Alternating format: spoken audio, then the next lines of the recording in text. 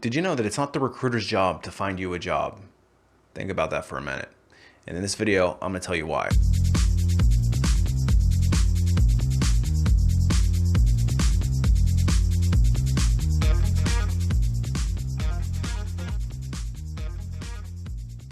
Hey everybody, it's Brian from A Life After Layoff, and today I want to talk about the dynamics of recruiting and what the recruiter's role is. And while we're at it, let's break down the different kinds of recruiters that you might encounter, because it's very obvious that there's a lot of misconceptions about what a recruiter's job actually is. And it's important to know that there are different kinds of recruiters that you might encounter. And some of the comments that people leave on my channel, it's pretty obvious that a lot of people don't know the difference between the different kinds of recruiters. So I want to take a few minutes to break that down as well. But before we get too far into this juicy topic, if you want to learn how to act like the CEO of your career, consider signing up for my free newsletter. And in it, I deliver weekly tips and tricks, all from an insider's perspective, to allow you to start to take ownership back in your career. So if you're somebody that's frustrated with your career and you're frustrated with how things are going in the dynamic in the employment market, consider signing up for the free newsletter today. So let's define what exactly a recruiter's job is, because it's not what you think. Most people feel that a recruiter's job is to find them a job or place them into opportunities, and it's actually the exact opposite of that. A recruiter's job is not to find jobs for people. A recruiter's job is to find people for jobs. And there is a very distinct difference there. So I want you to really think about that for a minute. And I think that this is where a source of a lot of frustration comes in this dynamic between the candidate, the recruiter, and the company, because it's three distinct parties. And you have to remember, at the end of the day, it doesn't matter if it's a internal corporate recruiter, a corporate headhunter, or any other agency that you might be engaging to get into an organization. That recruiter is working for the company. They are not working for you. And this even counts with headhunters. If you go and sign up for an agency, the agency pitches to you that they're going to get you placed and they're going to represent you. Rest assured, they are representing the company. The company's the one that's paying the bill. The company is the client. You are just the product to them. And as harsh as that may sound, it is the reality of it. If you don't believe me, think about all the times that you've engaged with an external headhunter for a role, and they said that they would work with you to get you placed.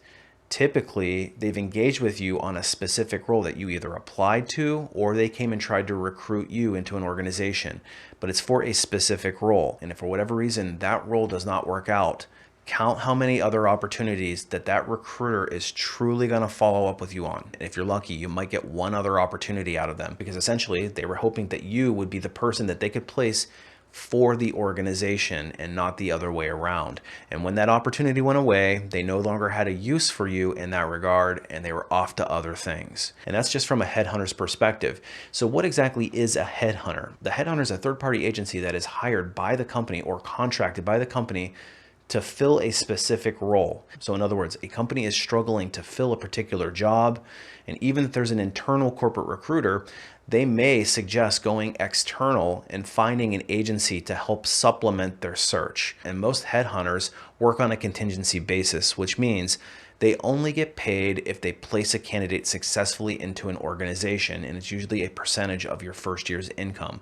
It can be up to 25%, so it can be pretty lucrative, and that headhunter has a vested interest in making sure that you get all the way to the end of the process and gets the offer, and more importantly, accepts the offer, because that's how they get paid. And that's why some unscrupulous headhunters may make you feel uncomfortable, because they're pushing you to accept an offer that's maybe not in your best interest, because it's in their best interest that you accept the offer. And that's why we want to act like the CEO of our career, so that we can ensure that when we're engaging with a third-party agency, that we're making the best decision for us first and foremost. Now, it doesn't mean that you shouldn't use a third-party agency, because they can be a great supplement to your job search, but you should understand the dynamic. Furthermore, the headhunter wants to get a successful placement and wants to do a good job for the company so that they can get more roles from the company.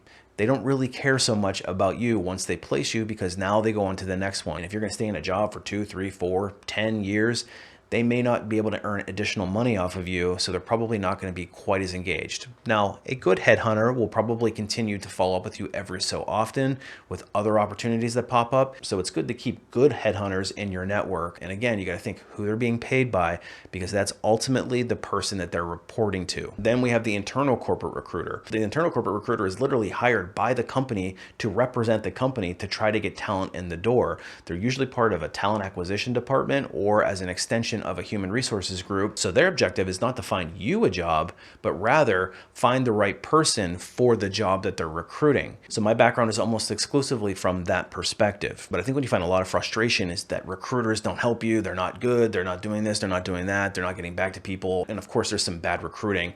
And I'm a firm believer that if you enter into an active interview process, in other words, a recruiter reaches out to you or you apply for a job and we reach out to you to set up the first round interview and beyond, you should absolutely be followed up about the status of your interview going forward. However, if you've applied for a job and you just haven't heard back at all on your application, I think it's a little bit of a different story. Most good companies and most good ATS systems have an option. Once they fill the job, it automatically dispositions everybody. In other words, it closes all those applications out and should send an automatic rejection letter, although apparently that doesn't always happen. And a lot of the comments that I read on LinkedIn, on this YouTube channel, there is a lot of venom about the dynamic between the recruiter and the employee. And I understand it from both sides, but I want you to be realistic about what the dynamic truly is. Now, again, this isn't excusing poor recruiting processes and companies that are unorganized, because I've worked with and experienced some pretty unorganized recruiters that don't get back to you in a very timely manner. And if you're a recruiter watching this, man, tighten up your processes a little bit. Put a reminder in, or just make sure that you close out the wreck at the end of the day. Just do the right thing. So that's the dynamic behind the two most common recruiters that you'll probably interact with throughout your job search. You might also encounter a retained search firm or retained search recruiter. And basically what this is they are not getting paid on placement, but rather they're getting paid upfront with a flat fee. In the strictest sense, these are also headhunters, but they are not being paid on contingency. In other words, they're not getting paid on placement. They're usually getting paid some sort of a retainer fee up front, and then there might be a lump sum again at the end once they have a successful placement.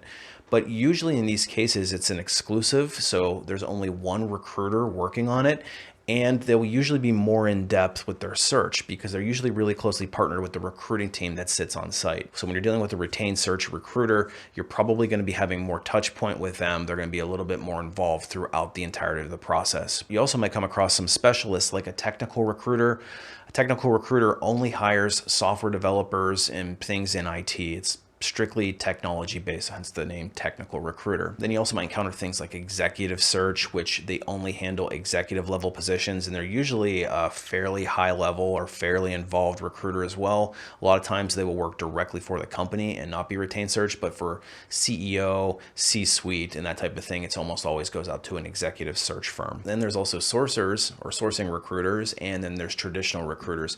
A sourcing recruiter is somebody that just finds the candidates. They have a specializing skill where they can go out and search and uncover all the rocks and find the right people, and then they usually hand it off to a recruiter who then takes it the rest of the way. So you might actually work with one or more of them throughout the process. However, usually in that case, the recruiter would own the relationship with you, the candidate, as you move into the interview process. And then of course we have the ever popular offshore contract recruiting.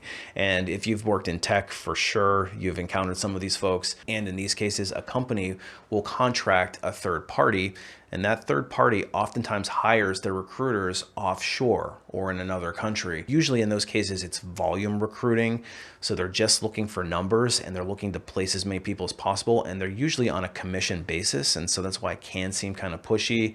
It can seem like they're kind of shotgunning things out and not really getting close to the mark. And from a candidate's perspective, it's usually a lower quality of engagement because those recruiters don't typically have a very close touch point. In fact, they probably haven't talked to the hiring manager at all during any point of it. They're giving a rec sheet and a checklist, and they basically are going through the motions to try to find the right people. It's not to say that all offshore recruiters are like this, but that's typically the ones who get the bad rap. That's what they're doing. So when you're engaged with that kind of recruiter, the first red flag that might go off with me is this company serious about talent acquisition? Because most reputable companies don't offshore their opportunities in that manner. So if I'm contacted for that, I'd be asking the question of, is this a high quality employer? Is this a high quality role?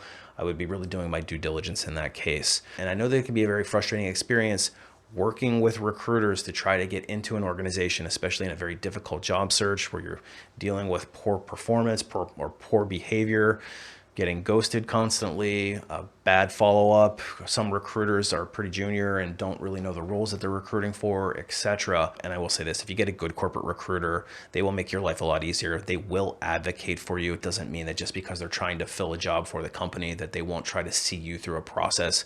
So try to build good rapport with them as you're in your preliminary screens. It will pay dividends for you. But if you want to skip the recruiter altogether, that's actually the preferable method. And there are ways to do that. And it's through leveraging LinkedIn and other places. If you're not sure how to do that, I actually created a course called Unlocking LinkedIn, which teaches you how to skip the line, skip the recruiter altogether and move right into the interview process, how to unlock the hidden job market, and how to leverage your personal brand to start getting recruiters and other hiring authorities to come and discover you instead of applying for jobs and hoping that you get a phone call back, because applying for jobs is probably the least effective way that you can look for one. And once you get into the interview process, it's up to you to sell yourself throughout the rest of it. And I would encourage you to check out the Ultimate Job Seeker Bootcamp course. It's a massive A to Z from the beginning of the interview process all the way to offer negotiation. And I teach you how to make sure that you're not leaving any money on the table. That course alone will almost always pay for itself because we can get you more money that way. But hopefully this video clarified a little bit of the recruiting process for you. And I'd love to see you over on my LinkedIn, where I post a lot more content there as well. So if you can't get enough of my face, go over and check that out too. Appreciate you watching. We'll see you on the next one.